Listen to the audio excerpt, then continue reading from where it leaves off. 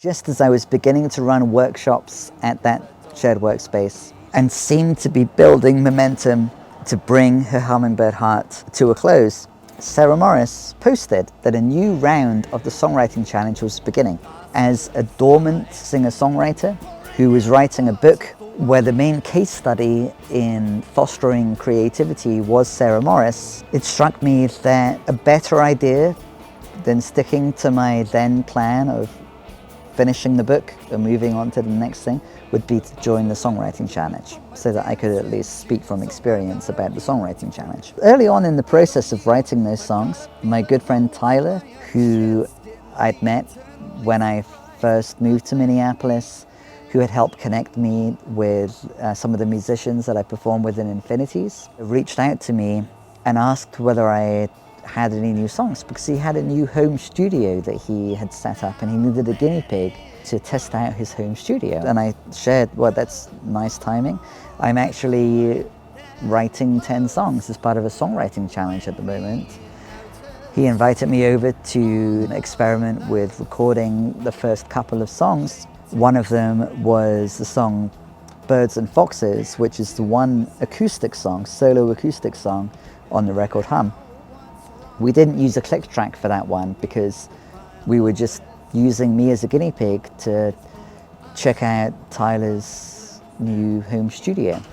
But once I'd shared that I would have 10 songs at the end of the process, he encouraged me to keep on coming back to his home studio and to document all of those songs.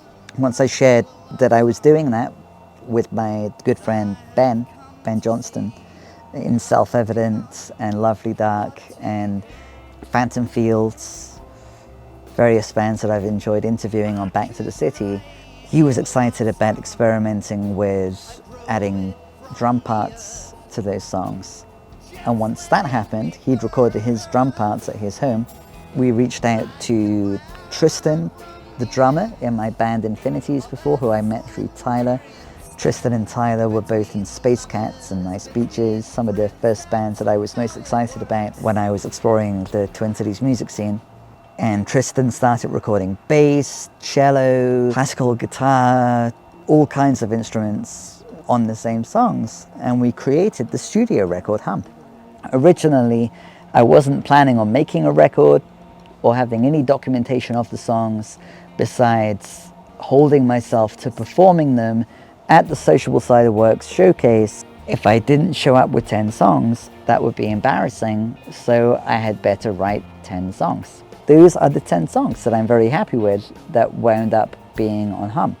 For much of that set, I was wearing this Cephas costume, and my very dear friend Autumn was there, and after I performed the set, Autumn said, "Simon, I love you, but do you realize that's a woman's bathrobe? You're wearing a woman's bathrobe. Why are you doing that, Simon?" I thought, I love you too, Autumn. Use your imagination. It's my Cephas costume. I'm being Cephas. I love that she highlighted that I was performing in a woman's bathrobe, and I love the playfulness of sticking with it, and now to be here, the everyday ordinary Simon Self, because I'm wearing my glasses, I'm not Cephas, with my black onyx ring and my rose quartz crystal and my couch that was from the Sophia Wisdom Center, and making this documentary with my friend Andre. It's very special to have all of that at play at once, and I am looking forward to discovering what happens next. Once I've read this book and discovered what the band name ought to be and continued working with Tyler and the other members of the yet to be named band and discovering the songs, probably Little Dorrit themed songs that we write for the Integrate, Transform, Flourish record, I'm excited to be here at this moment with my friend Andre, recording this little bit of this documentary, having just finished making a music video. Finishing the second of these glasses of wine,